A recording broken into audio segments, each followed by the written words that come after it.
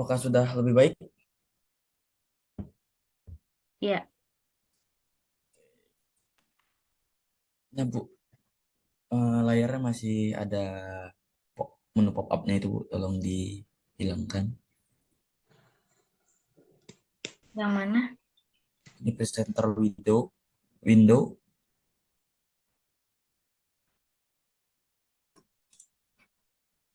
Saya belum beres.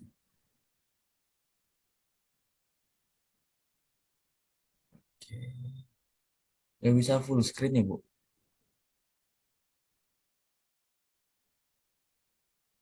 Oh, ini di pojok bawah. Itu udah ada tuh full screen di bawahnya. Di bawahnya, Bu. Nah, itu ada yang...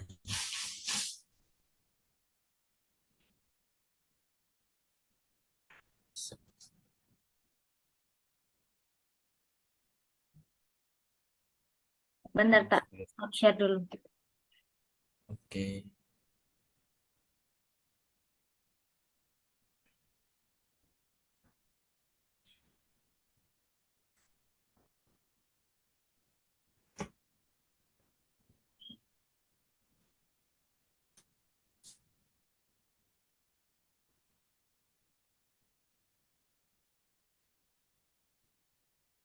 Sudah? Oke. Sudah lebih better. Oke. Saya mulai. Assalamualaikum warahmatullahi wabarakatuh. Selamat siang teman-teman semua. Oke, kami dari kelompok 9 desain pesan pembelajaran akan menjelaskan akan menjelaskan presentasi tentang memvisualisasikan ragam ilmu pengetahuan dalam media sosial, dalam media visual grafis. Nah, untuk presentasi ini saya tidak sendiri, saya ditemani oleh Ibu Aki Haruni. Oke, tanpa berlama-lama kita langsung mulai ya. Next, Bu.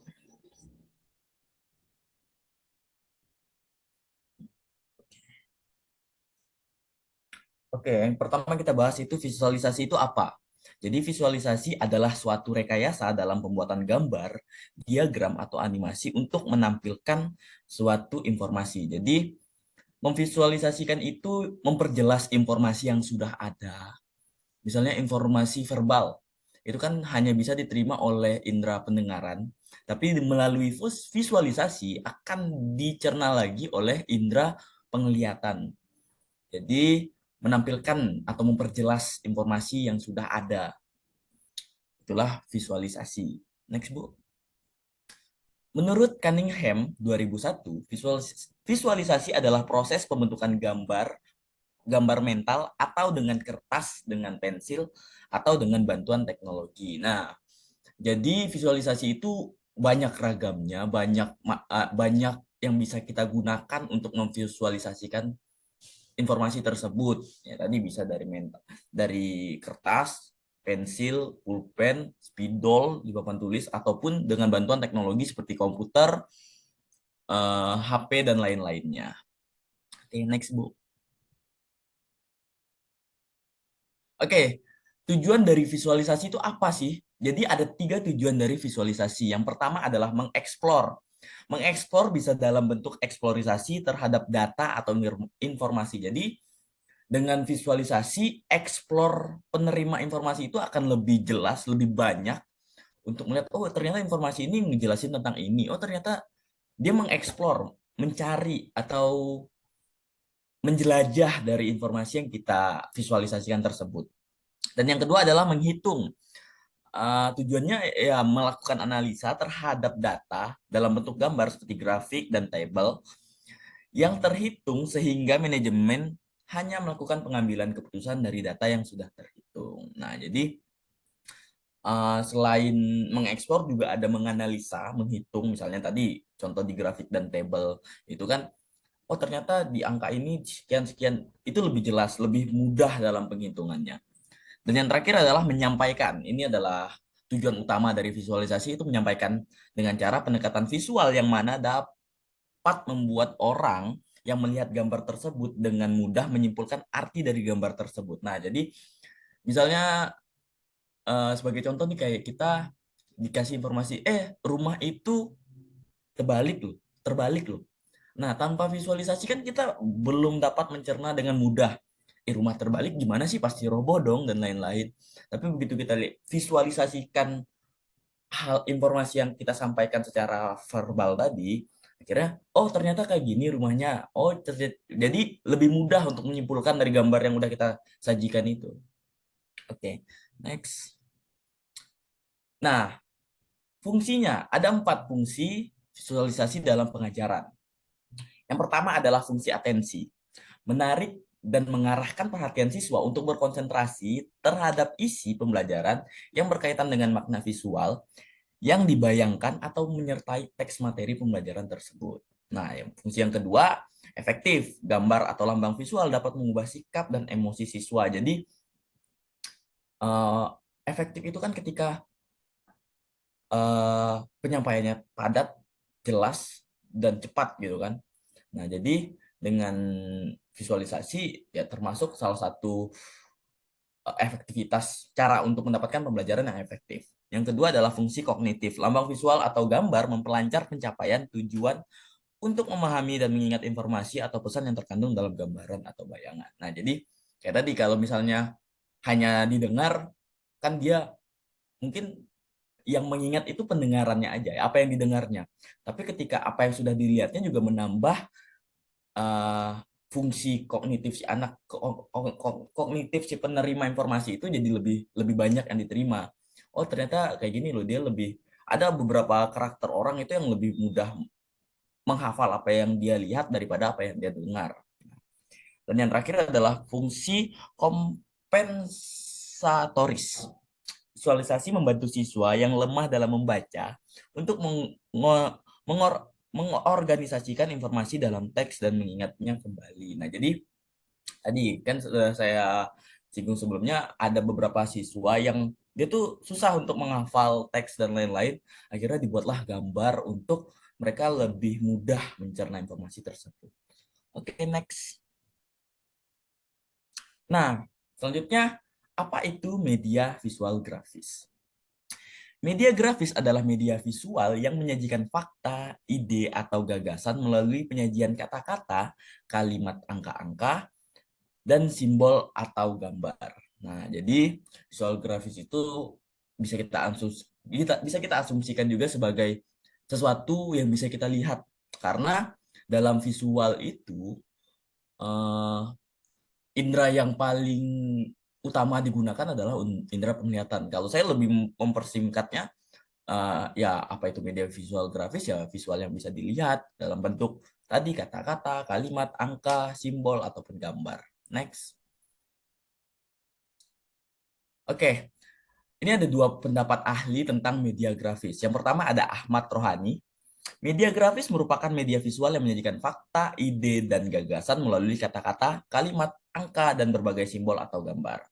Nah, kemudian ada juga pendapat dari Nana Sujana dan Ahmad Rifai, media grafis sebagai media yang mengkombinasikan fakta dan gagasan secara jelas dan kuat melalui suatu kombinasi pengungkapan kata-kata dan gambar-gambar. Oke, next. Nah, itu tadi tentang media grafis, tapi contohnya tuh seperti apanya. Jadi yang termasuk dalam media grafis itu yang pertama adalah grafik. Nah, bisa kita lihat dari gambar. Ini mungkin udah nggak asing bagi anak teman-teman yang udah pernah nyobain trading ataupun ngeliatin bursa saham. Nah, itu ada grafik. Grafik ini menampilkan data yang dimana ada angka dan ada perubahan setiap grafiknya itu. Next. Yang kedua adalah diagram. Nah, diagram ini juga sering kita gunakan contoh pada pembuatan tesis di kerangka berpikir itu menggunakan diagram. Kemudian untuk penyampilan data-data dalam matematika itu juga kadang kita menggunakan diagram. Next.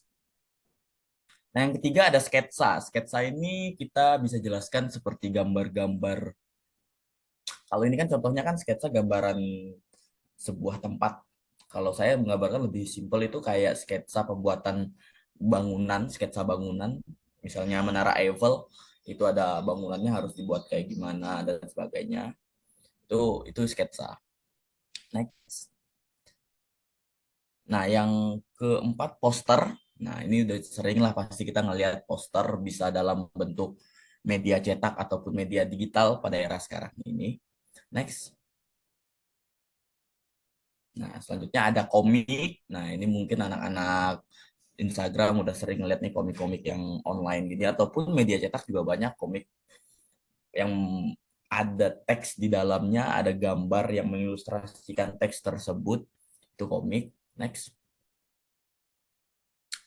Nah, selanjutnya ada media foto. Jadi ini tangkapan langsung dari kamera.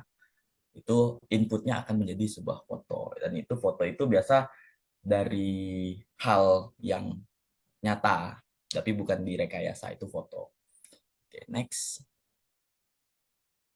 Nah, ini papan flannel.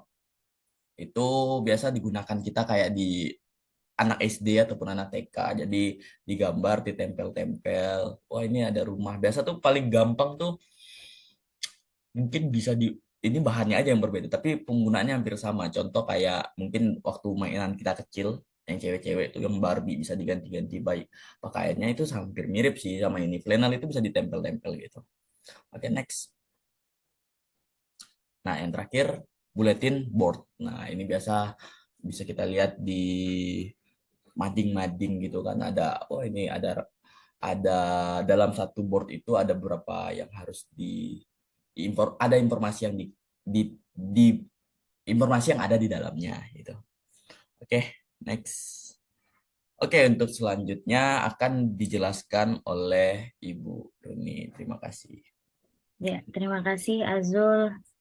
Lanjutkan ini bagaimana memvisualisasikan ragam pengetahuan ini dalam media-media visual grafis. Sebelumnya sudah dijelaskan apa itu visualisasi, kemudian contoh-contoh media grafisnya. Nah, ini bagaimana kita memvisualisasikan ragam-ragam pengetahuan yang ada ini dalam media visual grafis.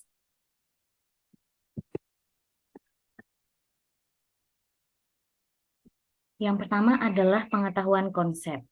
Visualisasi pengetahuan konsep ini merupakan proses mengomunikasikan ide atau gagasan atau konsep dengan mengekspresikan diri dalam visual meliputi visualisasi 2D dan 3D.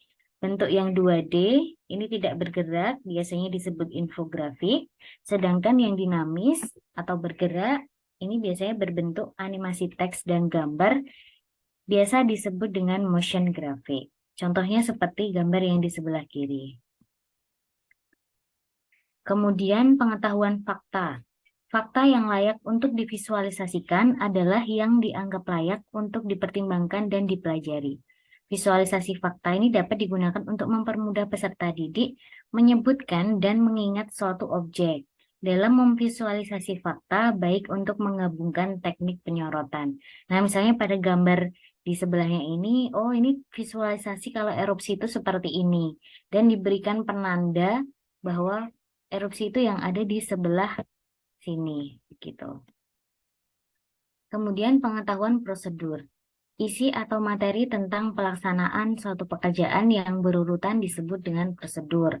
Menurut Kem dan kawan-kawan, prosedur adalah tugas atau pekerjaan yang harus dilaksanakan oleh peserta didik secara bertahap atau berurutan. Selain itu, Merrill juga mengemukakan pendapatnya tentang prosedur yaitu sebagai rangkaian langkah pelaksanaan pekerjaan yang harus dilaksanakan secara bertahap untuk mencapai tujuan tertentu atau untuk menyelesaikan suatu masalah atau produk. Nah, contohnya ada di sebelah kiri. Misalnya kita perlu memberikan pemahaman kepada anak-anak SD untuk membiasakan cuci tangan menggunakan sabun. Nah, itu dibuatkan sebuah visualisasi langkah-langkah cuci tangan menggunakan sabun begitu. Kemudian pengetahuan prinsip. Menurut Merrill, prinsip berupa penjelasan atau ramalan atas suatu kejadian di dunia ini menyangkut hukum sebab akibat dengan sifat hubungan korelasi untuk menginterpretasi kejadian khusus. Jadi poinnya adalah sebab akibat. Kemudian untuk Kem et al. Prinsip merupakan hubungan antara dua konsep, lebih ke cenderung dua konsep. Contoh, prinsip mikroekonomi. Jika kebutuhan tinggi, sedangkan pasokan rendah, maka harga menjadi tinggi. Nah, kalau di sini argumen sebab akibatnya, rutin berolahraga menyebabkan kita tidak mudah sakit. Begitu. Kemudian pengetahuan sikap. Pengetahuan sikap menurut Romizowski ini memperhatikan atau memperlihatkan rasa tertarik terhadap suatu hal. Pada yang di sini yang perlu digarisbawahi adalah ketertarikan ya, karena visualisasi itu kan fungsinya untuk menarik perhatian peserta didik. Nah, hasilnya apa? Peserta didik itu bereaksi atau menunjukkan perilaku tertentu terkait dengan hal yang tadi. Misalnya antusias dalam bertanya atau antusias dalam menjawab, antusias dalam praktik dan sebagainya. Melakukan pertimbangan tertentu atas hal tadi, baik buruk, untung rugi dan seterusnya. Misalnya kalau dia praktek boga, dia menggunakan tepung 100 gram dengan tepung 80 gram. Dengan hasil yang cenderung mirip, kira-kira untung yang mana, rugi yang mana, begitu misalnya. Memutuskan yang telah ia lakukan tadi, jika ia menerima, maka sudah dipertimbangkan sebaik mungkin sebagai masa depannya. Jadi anak-anak sudah bisa bersikap dengan kejadian sebelumnya, bisa mempertimbangkan, kemudian memutuskan. Kemudian menentukan sistem nilai yang berlaku dalam dirinya serta mengekspresikannya dalam perilaku. Nah, kesimpulannya kita sudah masuk di kesimpulan bahwa visualisasi adalah suatu rekayasa dalam pembuatan gambar, diagram, atau animasi untuk menampilkan suatu informasi. Ada 4 fungsi visualisasi dalam pengajaran, ada atensi, efektif, kognitif, dan kompensatoris. Kemudian beberapa pengetahuan ini yang divisualisasikan, ada pengetahuan konsep, pengetahuan fakta, pengetahuan prosedur, pengetahuan prinsip, dan pengetahuan sikap. Nah, demikian. Terima kasih. Ini presentasi dari kelompok kami.